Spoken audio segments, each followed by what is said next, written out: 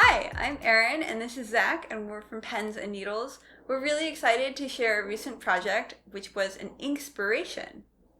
You want to tell us about Inkspiration, Zack? Yeah, so after that orange ink comparison, linked below, we decided to try to dye some yarn inspired by our favorite ink, from among those, the Sailor Gentle Kin mokusei. This was a super vivid orange, and we looked at the chromatography and tried to match that using food coloring. Right. So you can see our dyeing process in this clip coming up. Afterwards, stay tuned because we'll talk about what we liked and what we didn't like, what we might change the next time, and you can see the yarn, once it's dried and everything, to determine if you think it was a good match for this ink. Alright, so here we're putting our dry skeins of undyed yarn into our dye pot. And we're going to add water so that they can pre-soak before we dye them.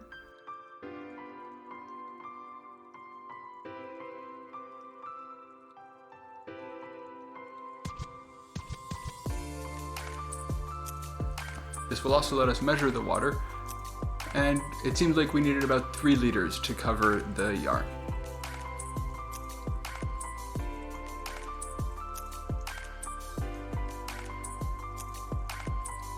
We're going to acidify this. Our target was a pH of 3.5, which with distilled water would have required only about 1/4 gram of citric acid per liter, but because we have pretty hard water, we ended up needing 1 gram of citric acid per liter, and we don't have a pH meter. Yet. So we ended up just tasting the solution to see when it seemed acidic enough. Mm-hmm. And this is food-safe citric acid. There's nothing dangerous about tasting it. Same with vinegar. If you use vinegar, you can taste it. It should taste sour. You can see that the dye stuck to our fingers, just like it's going to stick to your yarn. It'll wash off in a couple days. And here we are adding drops of dye into the dye bath. Now we had these cool cut-up coffee filters with the idea of being able to sample the dye bath at different stages, but it was actually just easier to tell what the color was from looking at the water, so we stopped using the filters. Now sometimes when you're using botanical dyes, for example, what you see in the water and what you see on the skein might be very different. But for this particular experiment with the food coloring, it was pretty much a 1-to-1 match. So I put in a lot of dye hoping to get a somewhat medium strong color, and I got a very, very vivid oversaturated color. Yeah, so the thing to remember here is food coloring is an acid dye, which means that we're going to let the whole thing absorb onto the yarn. So all of that dye in the water is going to end up on the yarn, rather than just, some of it. Mm-hmm. And I didn't add that second skein until just before taking out all of the yarn, so it didn't have as much time to absorb any of that extra color. You can see that the dye bath is almost completely clear here. There's a tiny bit of yellow left over, which for the second batch, we're going to end up adding a bit of extra citric acid to help that strike. And one of the cool things about doing these food coloring dye baths is that you can use the same water, which is already acidified, over and over for your multiple skeins of yarn and with different colors. So it's definitely worth making a day of it and dyeing more than one skein at a time.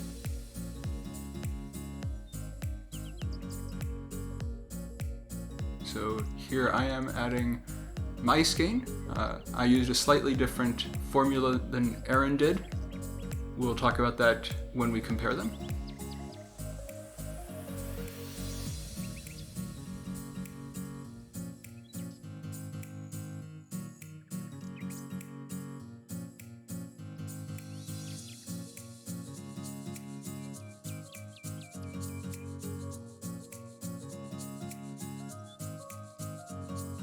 So after close to an hour, the dye bath was still yellow, so here's that extra citric acid.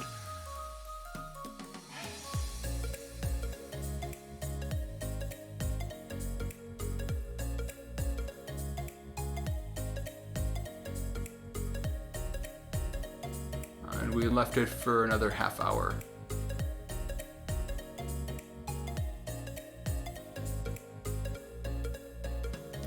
And you can see the water changes and all the dye gets absorbed out of it.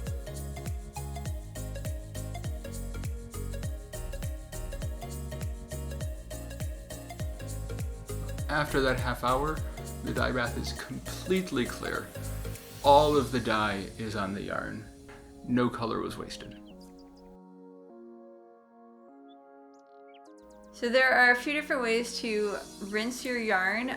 Most people don't recommend having the tap go straight onto the skeins, but I was concerned that the yarn wouldn't get rinsed enough otherwise. And so far, we haven't had any issues with the wool of the yarn felting or anything, so I think it ended up being okay. I did use a little bit too much soap though, and I think if I were to do this again, I will be much more conservative with how much soap that I use. So to dry it off, so you don't have to just leave it hanging for a week, we used a salad spinner. Again, we're using food coloring and food safe citric acid, so we were totally comfortable just putting this in our everyday salad spinner.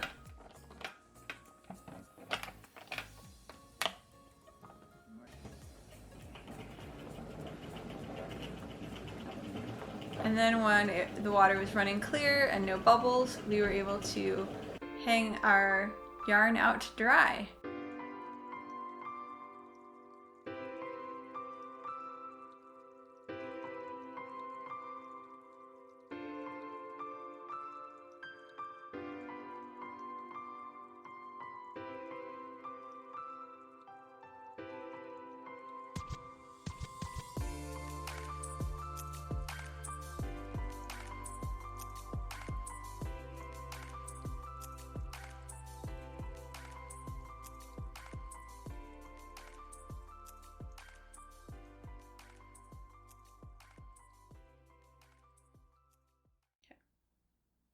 So Erin, how did it go?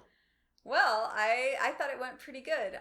We were using food coloring dyes, so my expectations was that we were going to get very pale colors. And so I put a lot of dye in my dye pot, and I got this, which is not a pale color. It's quite vivid. It's very, very bright. And it made me think of Cheez-Its as I was dyeing it. Now that it's dry, I'm a little more of a fan of the color. And it does look a lot like the mokusei yarn when it's swatched kind of like with a Q-tip.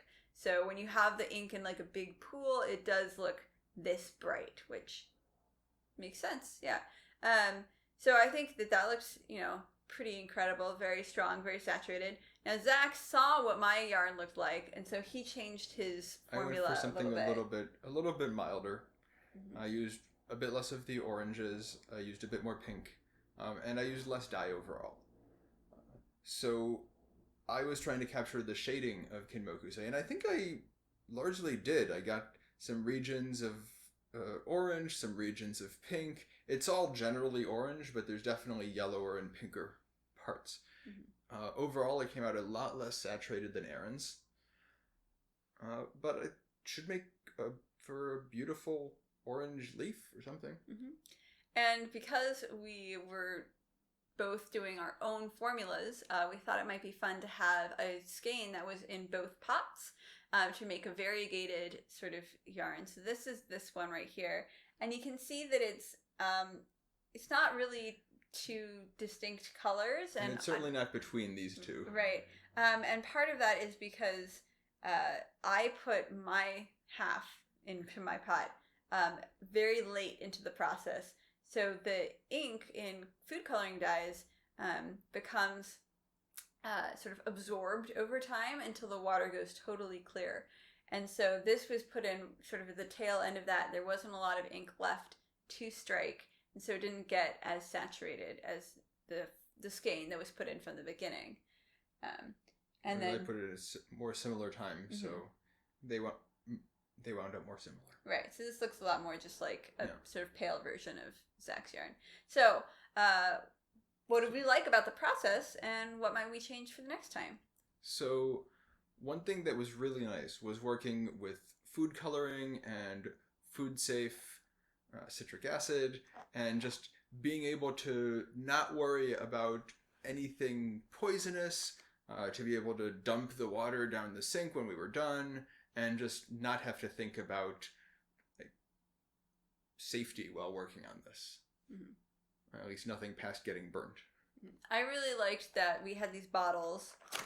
Let me pull one out. So these little bottles with, you could control how much of the dye you were adding at a time. So we could look at the chromatography and just match it very closely to get the color that we wanted. So that was really satisfying. Yeah. The biggest thing that I would change is in terms of putting the dye into the water. Or in terms of putting the yarn into the water. One thing that I noticed with mine is when I first put it in, the pink struck immediately. And so the part that went in, which was like a third of the skein, turned a really actually interesting pink within like 1 second of putting it into the dye bath. And so the result is that, well, that gave me some of this pink variegation, but that's really a thing to be aware of, that some of the dyes, the food coloring is made of various food dyes. Some of them strike really quickly. Some of them, like the yellow, strike really slowly. Mm-hmm. And so being aware of those differences, putting yarn in really quickly when you want a uniform color is kind of a thing to keep in mind. Mm-hmm. Yeah, so from what I remember, the color of the water looked orange when you put your skein in, but your skein came out pink because you were just checking it right away.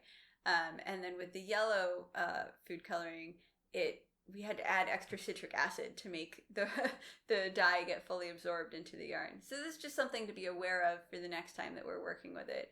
And I think we're also going to be a little more careful in terms of if we want a variegated yarn, 2 tones, to make those 2 tones very different.